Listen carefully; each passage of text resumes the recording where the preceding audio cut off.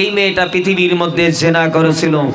জিনা করার পর, এই ব্যভিচার করার পর আমার রাসূলের কাছে দৌড়ে দৌড়ে আসলেন, এসে বলতেছেন, নবী আমি গুনাহ করেছি, আপনি আমার বিচারটা করেন। বন্ধুগণ জেনে রেখে দিবেন, সোনার বাইরা কথাগুলো সুন্দর করে শুনবেন, মা বোন যারা আছেন কথাগুলো ভালো করে গুরুত্ব দিয়ে শুনবেন। এই মহিলাটা নবীর কাছে এসে বললেন, ওগো নবীজি, জমিনের ভিতরে পৃথিবীর মধ্যে আমি গুনাহ করেছি। বলেন তো বন্ধু, আপনাদের একটা প্রশ্ন করব, আমাদের অঞ্চলে যদি কেউ গুনাহ করে, গুনাহ করার পর 70টা সাক্ষী থাকার পরও মানতে চায় না, ঠিক না বলেন? ঠিক কিনা বলেন? ভাইরা আমার, বন্ধুরা আমার, সোনারা, এই মেয়েটা করলেন কি জানেন? নবীর কাছে এসে বললেন, নবীজি পৃথিবীর ভিতরে জমিনের মধ্যে আমি গুনাহ করেছি। ওগো নবী, আমি যখন গুনাহটা করছি, জমিনের ভিতরে আমার তেমন কোরআনের জ্ঞান ছিল না, আপনার আদর্শের কথা আমার তেমন খেয়াল ছিল না, আমার ভিতরে তেমন জ্ঞান ছিল না, আমি গুনাহ করেছি, শয়তানের ওয়াসওয়াসায় পড়ে আমি গুনাহ করেছি। ওগো নবী, আপনি আমাকে দয়া করে বিচারটা করে দেন। নবী বললেন, ও মহিলা, আপনি যে গুনাহটা করছেন তার কি কোনো প্রমাণ আছে নাকি আপনি বলেন? ও বন্ধু, হাদিসটা খুলবিল বেরিয়ে যাবে, এটা বানিয়ে বানিয়ে গল্প বলছি না, এটা মুসলিম শরীফের ভিতরে, সহিহ মুসলিম শরীফের ভিতরে হাদিসটা না হয়েছে। নবী আমার প্রশ্ন করলো, তুমি যে গুনাহটা করছো তার কোনো প্রমাণ আছে নাকি বলো? মেয়েটা ডাক দিয়া বলল, নবী গো, আমি যে গুনাহটা করছি তার প্রমাণ স্বরূপে আমার পেটে বাচ্চা এসে গেছে। এই মেয়েটা ডাক দিয়ে বলে, নবী, জমিনের ভিতরে পৃথিবীর ভিতরে আমি যে গুনাহটা করেছি, এই গুনার কারণে আমার পেটে বাচ্চাটা আসছে। ওগো নবী, আপনি দয়া করে বিচারটা করে দেন। আমার নবী ডাক দিয়ে বললেন, ও মহিলা, ইসলামের আদর্শ এটা না। বলে, আদর্শ কোনটা? নবী আমার ডাক দিয়ে বলল, তুমি গুনাহ করছো, তোমার পেটের বাচ্চাটা আছে, এই বাচ্চাটা তো গুনাহ করে নাই, সুতরাং তুমি চলে যাও, বাড়িতে চলে যাও। বাড়িতে চলে গিয়ে এই বাচ্চাটা যখন ভূমিষ্ঠ হয়ে যাবে তখন তুমি আমার কাছে আসবে, আমি তোমার বিচারটা করে দেব। ভাইরা আমার, বন্ধুরা আমার, বলেন তো দেখি, আমাদের অঞ্চলে যদি কাউকে এমন শাস্তির বিধান দেওয়া হয়, ওকে যদি একবার বলা হয় তুমি বাচ্চাটা হওয়ার পরে আসবা, ও কি কোনোদিন ফিরে আসবে নাকি বলেন? জিন্দেগিতে আসবে না, আসবে না। ও যুবক বন্ধুগণ, কথাটা ভালো করে শুনবেন। অনেকদিন পরে এই মেয়েটার পেট থেকে বাচ্চাটা যখন খালাস হয়ে গেল, বাচ্চাটা কোলে করে নিয়ে এই মেয়েটা নবীর দরবারে চলে আসলো। নবীর কাছে এসে বললেন, নবী গো, জমিনের ভিতরে পৃথিবীর মধ্যে আপনি তো বলেছিলেন পৃথিবীর ভিতরে জমিনের মধ্যে আমার বাচ্চাটা হলে আপনার দরবারে আসতে বলছিলেন। ইয়া রাসূলুল্লাহ, ইয়া হাবিবাল্লাহ, এই যে দেখেন আমার বাচ্চাটা ভূমিষ্ঠ হয়ে গেছে, আপনি দয়া করে বিচারটা করে দেন। নবী ডাক দিয়ে বললেন, ও মহিলা, ও মা, তুমি গুনাহ করছো, তোমার বাচ্চাটা তো গুনাহ করে নাই, তোমার বাচ্চাটা ভূমিষ্ঠ হয়ে গেছে, তোমার বাচ্চাটার তোমার বুকের দুধের দুগ্ধর প্রতি হক আছে কিনা বলেন? মায়ের দুধের প্রতি সন্তানের হক আছে কিনা বলেন? ভাইরা আমার, বন্ধুরা আমার, সোনারা, নবী মেয়েটাকে ডাক দিয়া বলল, যাও যাও যাও যাও, চলে যাও, বাড়িতে চলে যাও।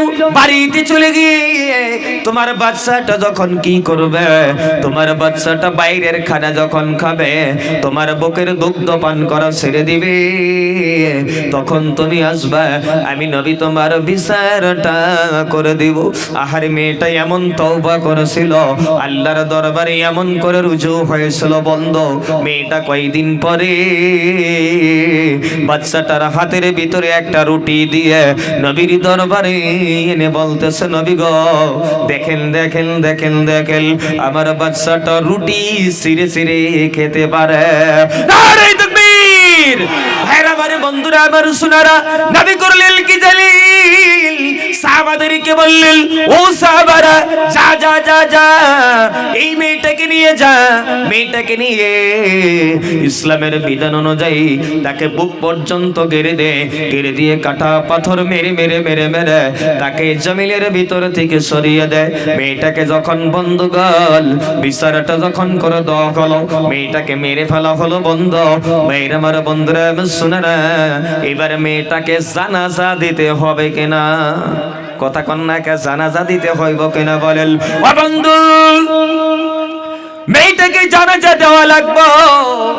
মেয়েটার জানাজা রেডি। কেউ জানাজা নামাজের জন্য যায় না, জানাজা নামাজের জন্য কেউ যায় না, কেউ যায় না, কেউ যায় না। সবার মনে মনে ধারণা এই মেয়েটা অন্যায়কারী মেয়ে, এই মেয়েটা জিনাকারিনী মহিলা। জিনা করার পর পেটে বাচ্চা আসছে, তারপরে বাচ্চাটা ভূমিষ্ঠ হয়ে গেল। এই মেয়েটা নিজেই স্বীকার করেছে এই মেয়েটার জানাজায় আমরা কেউ দাঁড়াবো না। আহারে, কেউ দাঁড়ায় না, দাঁড়ায় না, দাঁড়ায় না। এমনি মুহূর্তে বিশ্ব মানবতার কান্ডারি জনাব রাসূলুল্লাহ সাল্লাল্লাহু আলাইহি ওয়াসাল্লাম এই মেয়েটার জানাজা নামাজের জন্য আমার নবী নিজে গিয়ে ইমামতির জন্য দাঁড়িয়ে গেল। নারে তাকবীর! ভাইরা আমার, বন্ধুরা আমার, নবী যেই মাত্র ইমামতির জন্য দাঁড়িয়ে গিয়েছে, হযরত ওমর ফারুক রাদিয়াল্লাহু তাআলা নবীকে ডাক দিয়ে বলল, নবী গো, এটা কেমন কথা? এই মেয়েটা অন্যায়কারী মেয়ে, এই মেয়েটা জিনাকারিনী মহিলা, এর জানাজায় আপনি কেন দাঁড়ালেন বলেন? কিসের জন্য আপনি একজন নবী হয়ে এর জানাজা নামাজে দাঁড়ালেন? নবী ডাক দিয়ে বলো, ওমর, তুমি কি মেয়েটাকে জাহান্নামী বলতেছ? এখনো কি তুমি গুনাহগার বলতেছ? নবী আমার ডাক দেয়া বলে, ওমর, জেনে রেখে দিও, মদিনার জমিনের ভিতরে এই মেয়েটাই এমন ভাবে তওবা করেছে, গোটা মদিনার ভিতরে বড় বড় বড় বড় বড় বড় মর্তবাওয়ালা 70 জন সাহাবা যদি তওবা করে, ওই 70 জন সাহাবার তওবাটা যদি একটা পাল্লায় রেখে দেওয়া যায়, আর এই মেয়েটার তওবাটা যদি আরেক পাল্লায় রেখে দেওয়া যায়, যদি ওজন করা হয়, আমার আল্লাহর দরবারে এই মেয়েটার তওবার পাল্লাটা ভারী হয়ে যাবে। নারে তাকবীর! ভাইরা আমার, বন্ধুরা আমার, এটা বলার উদ্দেশ্য হলো জমিনের ভিতরে, পৃথিবীর ভিতরে যে যতই আমরা গুনাহ করি না কেন, যত বড় অন্যায় করেন না কেন, আমার আল্লাহকে যদি একবার আল্লাহ বলে ডাক দেন, আমার আল্লাহ জিন্দেগীর গুনাহ ক্ষমা করে দেবে। ঠিক কিনা বলেন? আমরা তওবা করব তো ইনশাআল্লাহ? জোরে কোন তওবা করব তো ইনশাআল্লাহ? ভাইরা আমার, বন্ধুরা আমার, শোনারা, জমিনের ভিতরে আমরা তওবা করি, তওবা করে আবার ভাঙ্গা দিয়ে আবার গুনাহ করি। ঠিক কিনা বলেন? এখনই যদি প্রশ্ন করা যায়, ও সোনার ভাইরা, সবাই আপনারা জান্নাত যাইতে চাইলেন, এখনই যদি প্রশ্ন করি যে নামাজ ছাড়া জান্নাত যাইতে পারবেন নাকি কোনোদিন? জোরে কোন, নামাজ ছাড়া জান্নাত যাওয়া যাবে নাকি? আরে জোরে কোন না কা? নামাজ ছাড়া জান্নাত যাইতে পারবেন? জিন্দেগিতে পাবেন না। ফতোয়া তো আপনারাই দিলেন, কিন্তু এখনই যদি প্রশ্ন করি যে আজকে ঈশার নামাজ চলে গেছে, কে কে নামাজ পড়ছেন? ঝামেলা বাজবো না? নাই? জোরে কোন, বাজবো না? নাই? আপনাদের অঞ্চলে নাই বোধ, মানে মসজিদ বইরে যায় নাকি? কোন হুজুর? ও হুজুর, মসজিদ বইরে যায় নাকি? মুসলি নাই নাকি? ভাইরা আমার, বন্ধুরা আমার, আচ্ছা আপনারা আছেন না ঘুমাইছেন? সবাই আছেন তো? তাকবীর লাগাই তো, নারে তাকবীর! ভাইরা আমার, বন্ধুরা আমার, আপনারাই বললেন নামাজ ছাড়া জান্নাত যাওয়া যাবে না, তাহলে আজকে থেকে 5 ওয়াক্ত নামাজ আদায় করবেন তো ইনশাআল্লাহ? কে কে করবেন হাত তোলেন তো, আল্লাহ কবুল করুন। হাত তুলেন নাকি? তুলেন নাকি? তুলেন, এই যে ভাই তো তুলেন, তুলেন, আর তুলেন, আর তুলেন, আল্লাহ কবুল করো। আপনি তুলেন নাকি? আপনি কি আদায় করবেন না নাকি? না পড়েন নাকি? আল্লাহ কবুল করুন, আল্লাহ সবাইকে কবুল করুন। জোরে বলুন আমিন। তাহলে আজকে থেকে আপনাদের অঞ্চলে সব নামাজি নাকি কোন? মসজিদ তাহলে 2 তলা বানানো লাগবে, এতগুলো মানুষ গেলে 2 তলা মসজিদ বানানো লাগবে না? কথা কয় না কে? আবার কয় কি জানেন? কতজনে কয় কি জানেন? কয় হুজুর নামাজের তো দরকার নাই। বলে কে? কয় মুকরম ফেরেশতা সব জায়গা সেজদা দিয়া শেষ করছে, আমরা যে সেজদা দেবো জায়গা খুঁজে পাই না।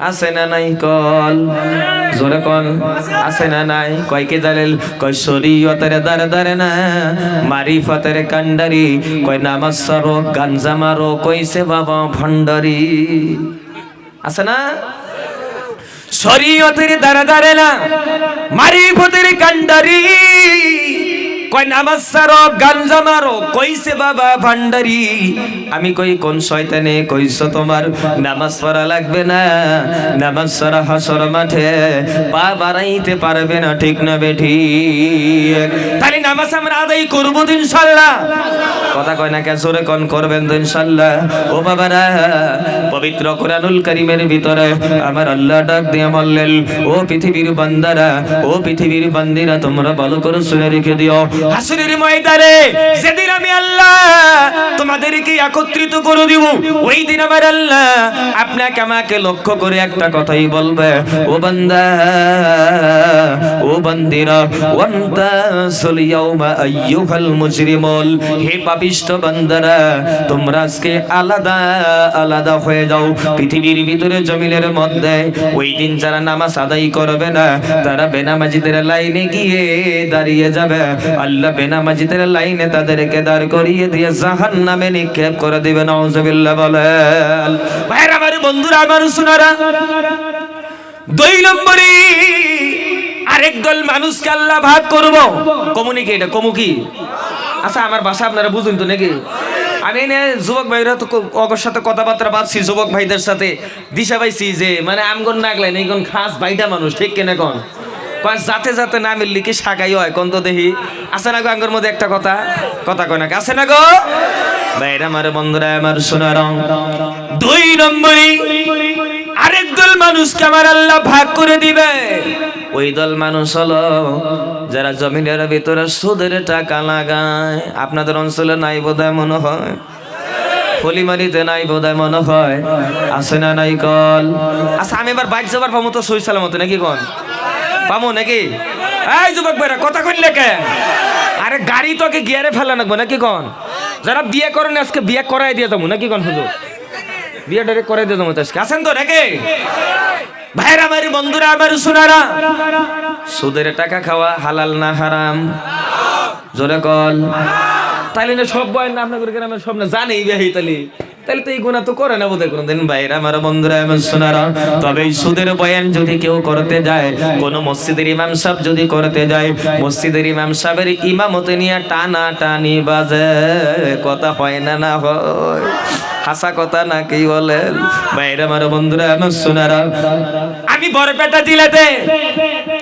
এই বয়ানে ডিল করতে যাই আমার ডানে সভাপতি সাহেব ছিল উনি বয়ানের মাঝে আমারে খোসা দেয় খোসা দাও বুঝেন তো আমারে খোসা দেয় কয় কি জানেন কো হুজুর বয়ান কিন্তু নেগেটিভ বয়ান হইতাছে আরে সুদের বয়ান কি নেগেটিভ বয়ান নাকি আমার কয় হুজুর বয়ান কিন্তু নেগেটিভ বয়ান হইতেছে আমি বয়ানটা করলাম কি একটু কাইটা কইটা নিয়ে গেলাম এখন তারপরে কমিটির দিয়ে জিজ্ঞাসা করলাম সভাপতি সাহেব কেন আমারে বয়ানের মাত্রে খোসা দিল কয় হুজুর বয়ান আজকে আপনি জাগা মতে করছেন বলে কেন কামগর গ্রামের উনি হলো এক নম্বর সুদখোর তাহলে জাগা মতো লাগছে ঠিক কিনা বলেন ভাইরা তাই বলে আবার আজকের সভাপতির কথা কিন্তু কই নাই উনি বুজুর্গ মানুষ ঠিক কিনা কোন হুজুর আবার রাগ করেন না কিন্তু ভাইরা আমার বন্ধুরা আমার সোনারা বর্তমান জামানায় এই সুদ মানুষ ডাইরেক্ট খায় না ইনডাইরেক্ট খায় আপনাদের অঞ্চলে নাও থাকতে পারে দেখবেন কেমনে খায় জানেন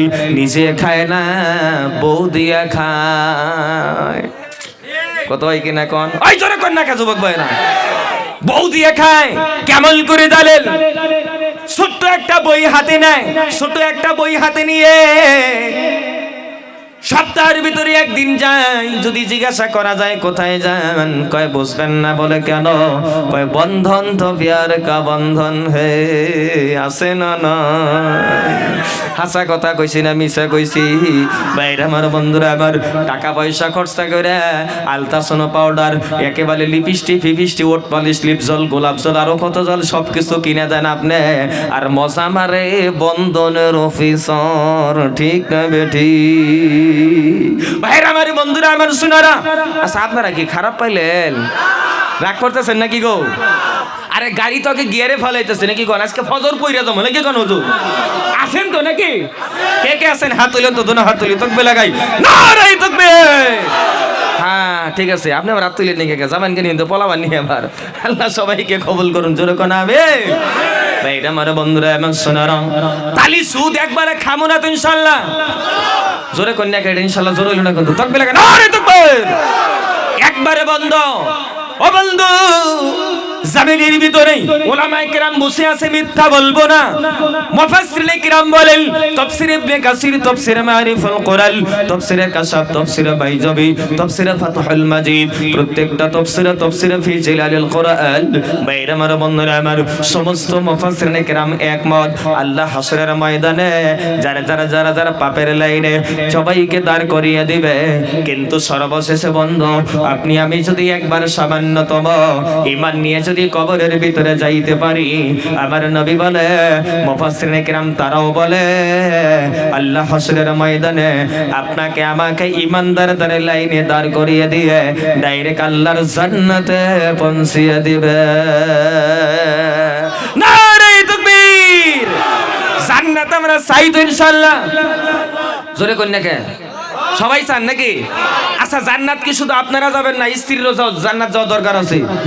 যারা বিয়ে করছে তাদের জান্নাত মানে স্ত্রী যে আছে, বউ যে বাড়িতে আছে, বউ জান্নাত যাবো না নাকি? যাবো নাকি? কেরা কেরা চান নিজের স্ত্রীকে যেন আল্লাহ জান্নাত দেয়? তোলেন হাত, কেরা কেরা চান? এই পোলাপান হাত তুলছে কে? আপনারা বিয়ে করছেন তাহলে হাত তুলছেন কে? বিয়ে করার আগে বউ কোনে পাবেন? বিয়া করার আগেই বলে বউ জান্নাত যাক। দেখছেন কাণ্ডটা?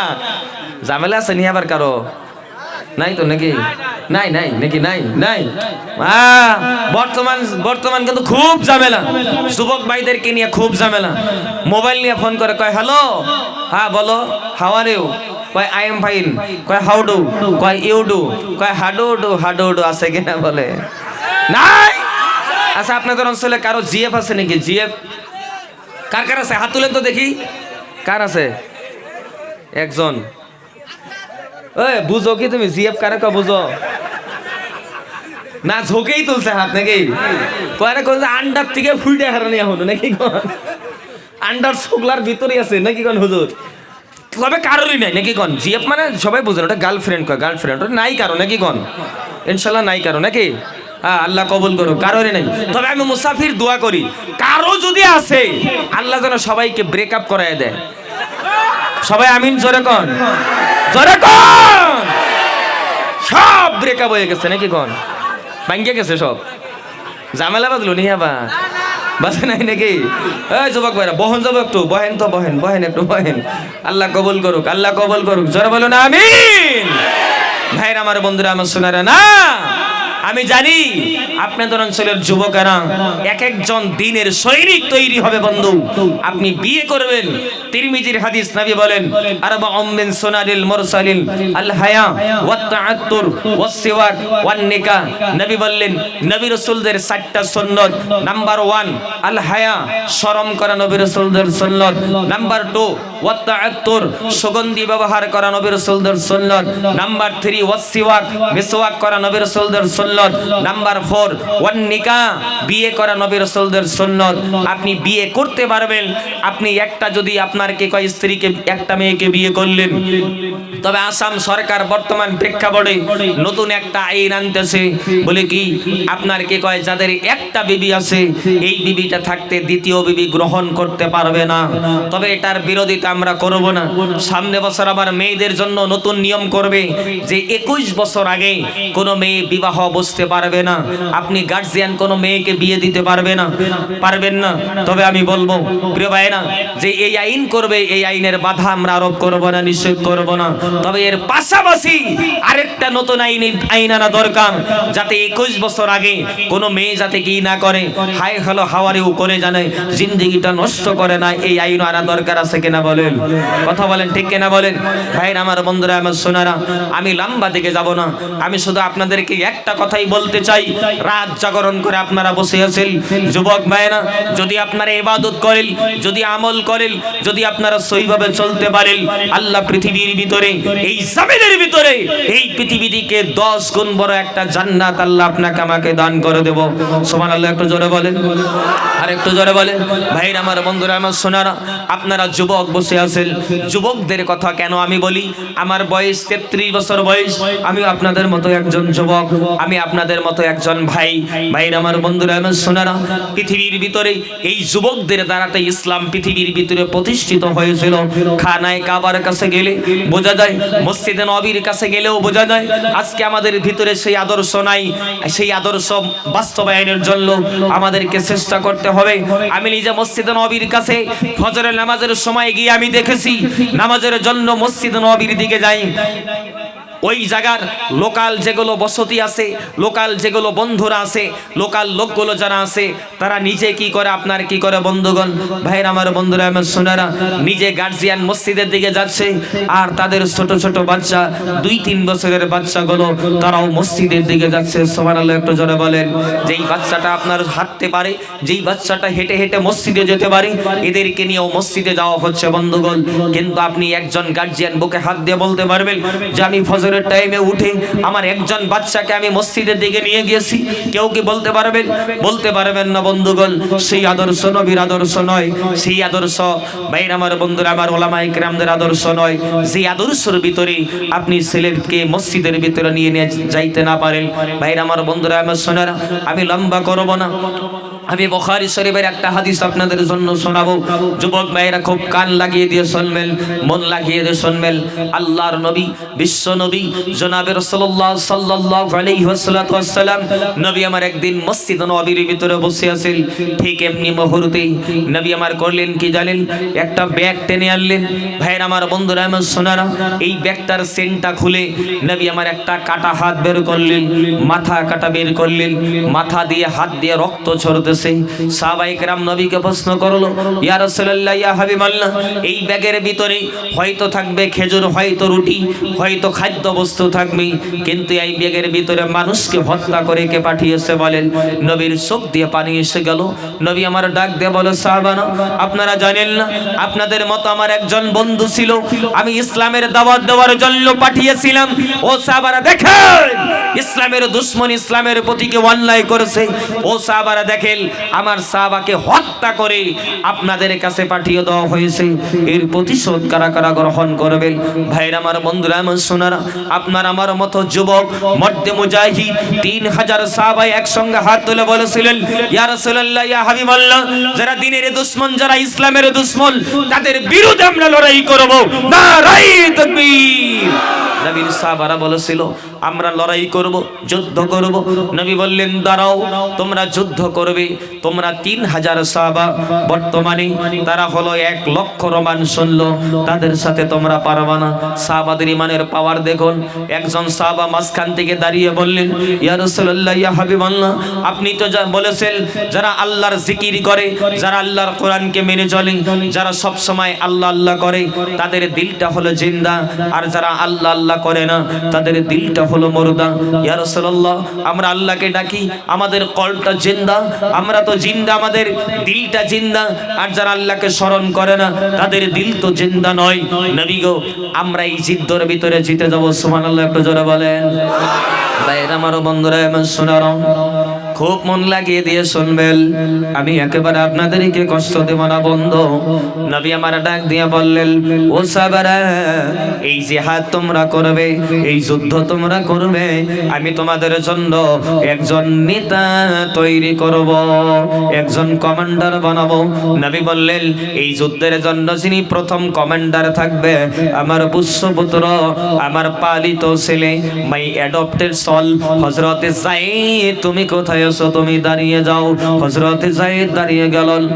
নবী বললেন, সাহাবারা, এই যুদ্ধের ভিতরে হযরত যায়েদ যদি শহীদ হয়ে যায়, দ্বিতীয় নম্বর একজন কমান্ডার থাকবে আলীর ছোট ভাই জাফর বিন আবু তালিব।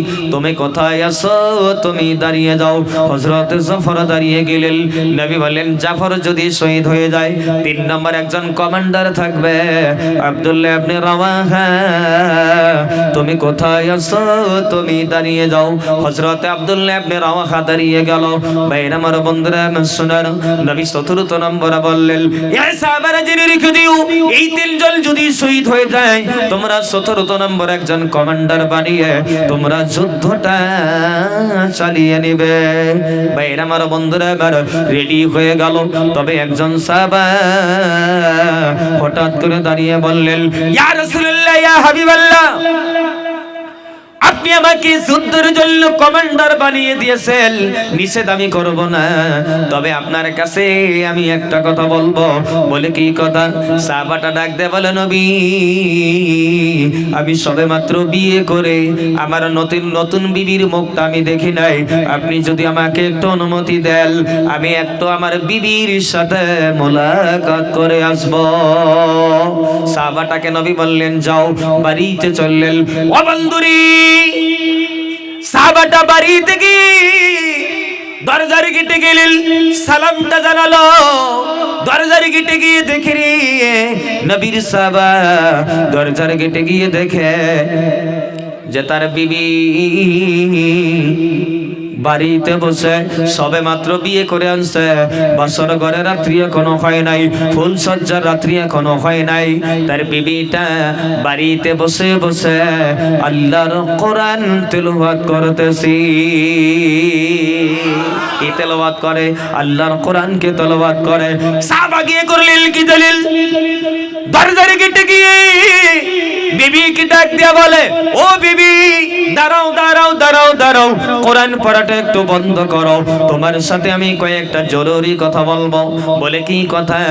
সাহাবাটা ডাক দেয়া বলে, বিবি, সবে মাত্র তোমাকে আমি বিয়ে করে আনলাম, তোমাকে বিয়ে করে এনে তোমার সোনা মুখখানা আমি দেখি নাই।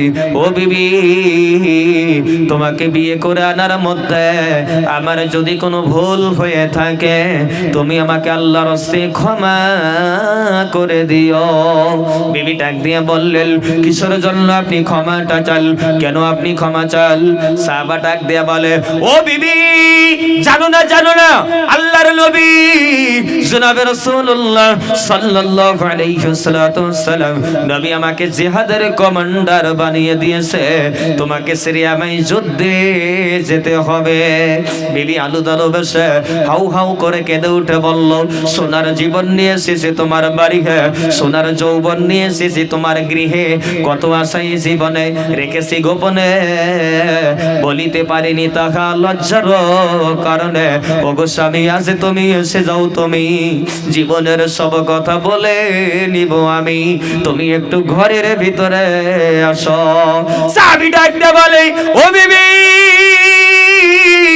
আমি যদি ঘরের ভিতরে যাই, তুমি যদি তোমার সাদের মতো মুখটা দিয়ে একটাবার একটা মুস্কি হাসি মেরে দাও, তোমাকে সিরিয়ায় যুদ্ধে যেতে মন চাইবে না।